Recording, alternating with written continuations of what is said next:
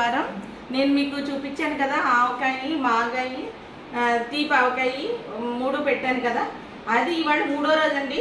అవి ఏ పరిస్థితిలో ఉన్నామో చూద్దాం రండి. ఇది మాగాయ అండి, 7 కాయ మాగాయ పెట్టాను కదా, ఇది మాగాయ అండి. చూడండి ఎంత బాగుందో, బాగా ఊరిందండి, చాలా బాగుంది చూడటానికే కదండి, తినటానికి కూడా సూపర్గా ఉంటుంది. మాగాయ చాలా బాగా ఊరింది. ఇది 7 కాయ మాగాయ చూసారు కదండి, అప్పటికప్పుడు పెట్టుకునే నూనె మాగాయ అనమాట.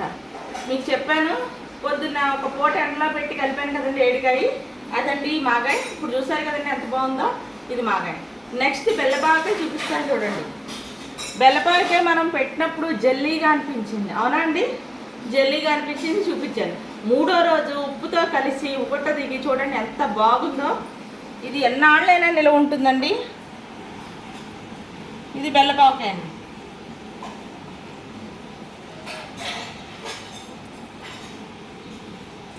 ఇది బెల్లపావకాయ అండి. మీకు ఈ బెల్లపావకాయ జెల్లీగానే కావాలంటే ఇది ఒకసారి ఏం విడదీయక్కర్లేదండి. ముక్కల పిండి ఓటు పిండి అలా చేయకుండా యాసిడ్ ఇలాగ 2 డేస్ ఎండలో పెట్టుకుంటే మీకు జెల్లీలో తయారైపోతుంది. ఇంకా మళ్ళీ ప్రత్యేకంగా ఇలాగ పిండి ఇలా విడదీసుకోవాలి. కావాలంటే ఇలాగైనా వాడేసుకోవచ్చు. లేదు మాకు జెల్లీలా కావాలి, కొంచెం థిక్గా కావాలనుకుంటే మాత్రం ఇదే బేసన్లో పెట్టుకుని ఒక 2 డేస్ ఎండలో పెట్టుకుంటే చిక్కగా తయారైపోతుంది. అది మీరు వాడుకోవచ్చు, ఇలాగా వాడుకోవచ్చు. ఒకవేళ మీరేమి పిండేసి విడివిడిగా చేసి ఎండబెట్టక్కలేదు, యాసిడ్గా ఇలాగ బేసన్లో పోసి ఎండబెట్టుకున్న 2 డేస్లో మీకు చిక్కగా తయారైపోతుంది అనమాట. అంటే ఇలాగ పిచ్చికి విడిగా పెట్టి ఆ ప్రాసెస్ అంతా లేకుండా సింపుల్గా చూసారండి. బెల్లపావకాయ మనం పెట్టినప్పుడు ఎంత డార్క్గా ఉంది, చాలా జల్లీగా వచ్చిందండి. 3 రోజులు అయ్యేసరికి వాళ్ళు 3వ రోజు అది చక్కగా అంటే మెల్ట్ అయిపోయి చక్కగా ఊటతోటి మామూలు ఆవకాయ తయారైంది. అది చూడటానికే కదా, తినడానికి కూడా చాలా బాగుంటుంది. అంటే మరీ స్వీట్గా తినే వాళ్ళకి ఇంకో వేసుకోవచ్చు కొంచెం బెల్లం. మేము అంత స్వీట్గా ఎక్కువ స్వీట్ తినలేం కాబట్టి ఒక్క పిసర తగ్గించాను. కానీ బెల్లపావకాయకి తీపి ఉంటేనే బాగుంటుంది. నేను ఈ విధంగా చేశాను చూడండి. చూసారు కదండి బెల్లపావకాయ ఎంత బాగా వచ్చిందో. నెక్స్ట్ ఆవకాయ చూపిస్తాను. మళ్ళీ చెప్తున్నాను చూడండి. బెల్లపావకాయ మీరు యాసిడ్గా ఇలా తినచ్చు, లేదా ఇదే బేసన్లో వేసుకుని ఎండబెట్టుకుని జెల్లీలా తయారయ్యాక తినచ్చు. అంటే ఈ ముక్కల్ని మళ్ళీ పిండుకోవాలని అవసరం లేదు. అర్థమైందండి? ఈ విధంగా పెట్టాను బెల్లపావకాయ, చాలా బాగా వచ్చింది నాకైతే. బెల్లపావకాయను మాగాయ చూసారు కదా, నెక్స్ట్ ఆవకాయ చూపిస్తాను. మాగాయ చూసారు కదా, నెక్స్ట్ ఆవకాయ చూపిస్తాను చూడండి. ఇది 3వ రోజు అండి. ఇవాళ నేను పచ్చళ్ళు పెట్టిన ఇది 3rd డే అనమాట. 3rd డే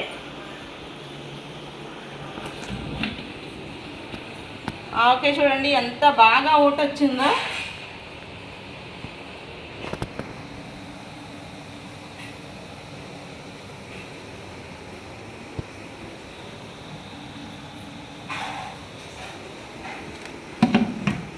ఇది వెల్లుల్లి ఆవకాయ అండి. మూత తీస్తేనే చాలా మంచి వాసనతో అద్భుతంగా ఉందండి ఆవకాయ. నాకు ఆవకాయలో కొంచెం ఉప్పు సరిపోలేదు, పైన కలుపుకున్నాను. ఇంకో విషయం తెలుసా అండి, మీకు ఉప్పు సరిపోయినా కారం సరిపోయినా పైన మీరు టేస్ట్ చూసుకుని 3వ రోజు కలుపుకోవచ్చు. సబరి లేదు, 3వ రోజు కలుపుకోవచ్చు. అర్థమైందండి? 3 రోజులు అయిపోయాక ఊరిన దాన్ని బట్టి కొంచెం టేస్ట్ మారుతుంటుంది. అంటే కాయని బట్టి, అంటే కాయ బాగా పుల్లగా ఉందనుకోండి కొంచెం ఉప్పు కారాలు తక్కువ అవుతాయి, అది సహజం. అది 3వ రోజు కలుపుకోవచ్చు, దానికి ఏమి తప్పు లేదండి.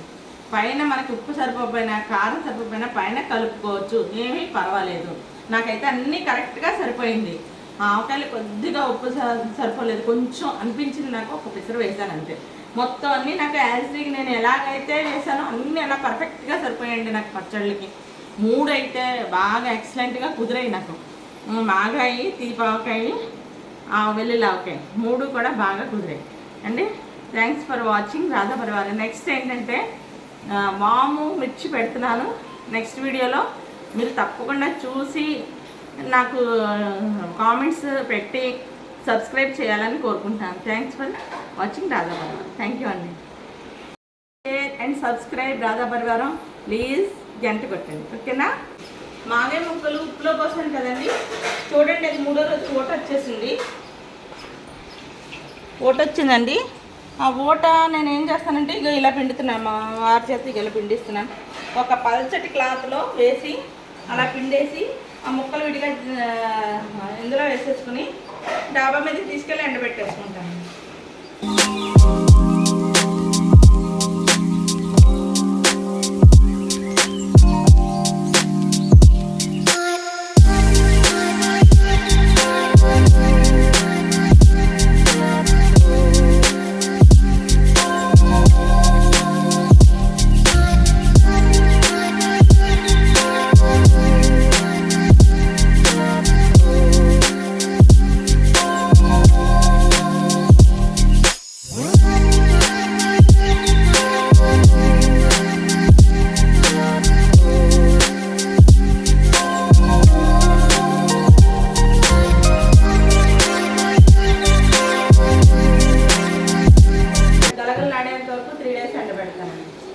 ఆ తర్వాత మనం కావాలంటే కలుపుకోవచ్చు, లేకపోతే ముక్కలు ఊట కలిపేసుకుని అట్టే పెట్టేసుకోవచ్చు. ముక్కలు ఊట విడివిడిగా ఎండబెడతానండి. ఇలా పిండేసుకుని ఊటంతా విడిగా ముక్కలు విడిగా ఎండబెడతాను. ఎండబెట్టేసిన తర్వాత 3 రోజులు పోయాక 2 కలిపేస్తాను. కలిపేసి మనం మాగేకి పచ్చడి కిందైనా కలిపేసుకోవచ్చు, లేకపోతే ఎప్పుడు కావాలంటే అప్పుడు తీసుకుని కొంచెం కొంచెం కలుపుకోవచ్చు, పప్పులో వేసుకోవచ్చు, ఏ విధంగానే వాడుకోవచ్చు. దీనికి సవర ఉండదు, ఎన్నాళ్ళైనా నిల్వ ఉంటుంది.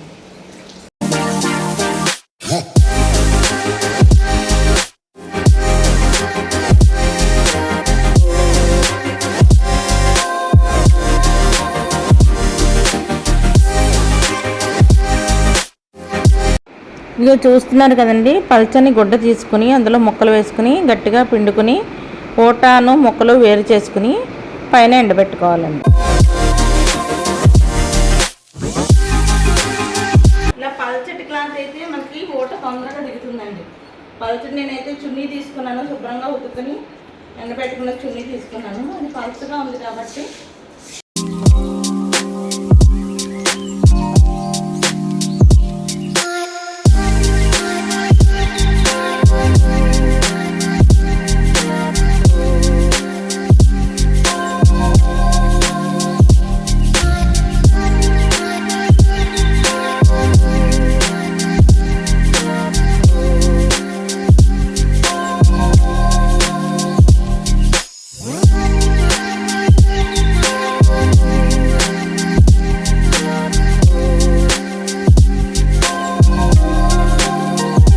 ఇంకా పైకి వచ్చామండి. పని అమ్మాయిని తీసుకుని పైకి వస్తే పాపం తనంతా ఎండబెట్టింది. ఊటాను ముక్కలు అన్నీ కలిపి ఎండబెట్టింది. అక్కడ చూస్తున్నారండి లక్ష్మి ఎలా ఎండబెడుతుందో. మొత్తం పలుచగా ఎండబెడుతుందండి మొత్తం అన్నీను. ఆ ముక్కలు ఆ ఎండ మాత్రం చాలా ఎక్కువగా ఉంది. ఆ ఎండ చూసేసరికి అయ్య బాబా ఒక్క రోజులో ఎండిపోతాయేమో అనిపించింది. అంత ఎండగా ఉందండి పైన. ఈ ఎండ దాటికి ఒక రోజుకే పెళ్ళపెళ్ళాడిపోతాయేమో మొక్కలు అనిపించింది. ఏదైనా ఇలాంటి ఎండలు 3-4 ఎండలు ఉంటాయి కానీ సంవత్సరం అంతా ఉండదండి. ముక్కలు ఒరుగులు అయిపోవాలి, అలాగా ఎండబెట్టుకోవాలండి. ఈ ముక్కలు శుభ్రంగా అలా ఎండబెట్టుకుని ఊట అదే ఎండబెట్టుకుని 4వ రోజు 5వ రోజు బాగా ఎండిపోయాక 2 కలిపేసి అట్టే పెట్టుకుంటే ఎంత సంవత్సరం అయినా ఉంటుందండి. సంవత్సరం పైన ఉంటుంది. పైగా మనం పప్పులో వేసుకోవచ్చు, లేకపోతే అప్పటికప్పుడు మాగే కింద కలుపుకోవచ్చు. ఇది ఏం చేస్తారంటే కొంతమంది మిక్సీ తిప్పేసి ఒరుగులైపోయిన ముక్కలు ఇందులో ఓట్లో నానబెట్టేసేసి 2 రోజులు పోయాక ఏం చేస్తారంటే కొంచెం తీసుకుని మిక్సీ తిప్పేసేసి తొక్కు పచ్చడి అంటారు కదండి, అదేంటి తొక్కుడు పచ్చడి కింద అనమాట. ఈ పూర్వం అయితే రోట్లో దంపుకునేవారు, ఇప్పుడైతే కొంచెం మిక్సీ పట్టేసి అందులో వెల్లుల్లిపాయలు వేసుకుని వెల్లుల్లిపాయలు పోపెట్టుకుని చేసుకుంటారు కదండి తొక్కుడు పచ్చడి కింద. అలా కూడా చేసుకోవచ్చు. ఇలా ఎండబెట్టిన ముక్కలు ఎన్ని రకాలుగా వాడుకోవచ్చండి. పప్పులో వేసుకోవచ్చు. ఇవి ఒరుగులు మిక్సీ పట్టేసండి ఊటలో వేసిన తర్వాత 2-3 రోజులు పోయాక కొంచెం మిక్సీ పట్టేసి అంటే తొక్కుడు పచ్చడి అంటారు. ఇది వరకు రోట్లో కొట్టేవాళ్ళం. ఇప్పుడు ఏం చేస్తామంటే కొంచెం ఈ ఊటాన అది కలిపేసి ఉన్నది కొంచెం మిక్సీ పట్టేసేసి అందులో ఆవకుండా మెంతికుండా వేసి కలిపేసుకుని కేవలం వెల్లుల్లిపాయలు ఎక్కువ ఒలిచేసి పోపెట్టుకుంటారు. అది తొక్కుడు పచ్చడి కింద చేసేవారండి. అలా కూడా చేసుకోవచ్చు. తర్వాత ఈ మాగాయ విడిగా కలిపిన మాగాయి మామూలుగా ఇంగు మాగాయ కింద కలుపుకుంటాం కదండి. ఇది కొంచెం కావాలంటే అప్పటికప్పుడు ఆ మాగాయ 2-3 రోజులు పోయాక నానాక అది పెరుగులో తీసుకుని కలుపుకుని తర్వాత దాంట్లో పచ్చిమిరపకాయలు, ఉల్లిపాయలు, కొత్తిమీర ఇవన్నీ వేసుకుని అది పచ్చడి కింద చేసుకుంటే సూపర్ ఉంటుందండి. అది మీరు వదిలిపెట్టరు అసలు. అందులో ఏంటంటే నిజంగా చెప్తున్నాను, అది రొట్టెలోకి కానీ దోశల్లోకి కానీ తర్వాత అట్లలోకి, అదే దోశలు అని చెప్పాను కదా, ఇడ్లీ కానీ దోశలు కానీ ఎనీ టిఫిన్ అన్నమాట. ఏ టిఫిన్లోకైనా సరే అన్నంలోకి కానీ చాలా అంటే చాలా బాగుంటుందండి. ఒకసారి మాగాయి, ఊరిన మాగాయి పెరుగులో వేసుకుని పచ్చిమిరపకాయలు ఉల్లిపాయలు తరుక్కొని అందులో వేసుకొని కొంచెం కొత్తిమీర కట్ చేసుకుని అది పచ్చడి కింద చేసుకుని మీరు తిని చూడండి. అప్పుడు మీరే అంటారు చాలా బాగుంది రాధగారు, మీరు చెప్పింది కరెక్ట్ అంటారు. అంటే నాకు నచ్చుతుంది, అందరికీ నచ్చాలని రూల్ లేదనుకోండి. నేను ఇలా చెప్తాను ఏమనుకోవద్దు, నాకు చెప్పాలనిపించింది సరదాగా, అందుకని చెప్తున్నాను. నాకైతే చెప్తుంటేనే వాటర్ ఫాల్స్ వస్తున్నాయి నోట్లోంచి, అంత బాగుంటుంది. నాకు ఇష్టం అనమాట అండి, అంత బాగుంటుంది. అంతే, ఇంకేం చెప్తామండి. పచ్చడి ఏదైనా మాగాయ పచ్చడి చాలా బాగుంటుంది, పెరుగులోకి అద్భుతంగా ఉంటుంది. నాకు చట్నీల్లో మాగాయ పచ్చడి చాలా ఇష్టం అండి. మాగాయ పచ్చడి ఏదో పాట కూడా ఉంది, పెరుగన్నంలో మాగాయ వేసుకునేది ఏదో అద్భుత అని మన సుబ్బలాకి సుధాకర్ గారు కూడా పాడతారు కదండి ఆ పాట. అది అలాగా మాగాయ పచ్చడి చాలా బాగుంటుందండి. మనం చేసుకునేలా చేసుకుని శ్రద్ధగా చేసుకుంటే అన్నీ బాగుంటాయండి.